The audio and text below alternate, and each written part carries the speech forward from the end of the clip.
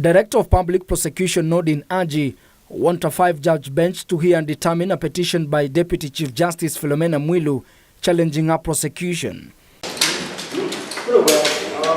On his grounds of application, the DPP argues that Mwilu's petition is a matter of grave public importance and raises substantial questions of law as it concerns the question of conduct of public servants and state officers.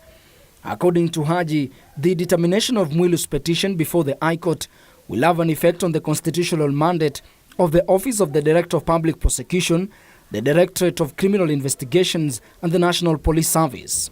He now wants the matter to be forwarded to Chief Justice David Maraga, who will subsequently constitute a 5-judge bench to hear the matter.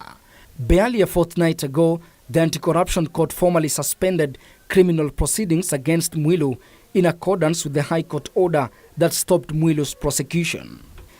Anything you have left out? And in that regard, we'll go by the sequence of the accused persons. Meanwhile, the pretrial conference in the anti-corruption case against former Nairobi Governor Evans Kidero, alongside 10 other suspects, failed to kick off at the anti-corruption court after defense lawyers claimed not to have been supplied with all documentary evidence by the prosecution. So in spite of the lack of clarity, we also have complex issues about actual pages of statements missing. So I would request that, my learned friend, and this is, Your Honor, may apply to the others, that we come for mention date to confirm whether even these scanned copies, because if they scan from the originals they gave us, we'll have the same problem. We'll have a scan of incomplete statements.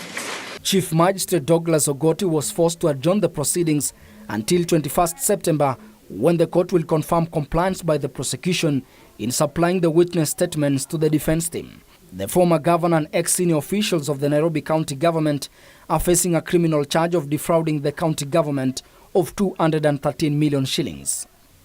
Finally, the Asset Recovery Agency is seeking an extension of orders that froze the accounts of former Youth Affairs Principal Secretary Lilian Amolo, former NYS Director General Richard Dubai, alongside 10 others over the NYS scandal.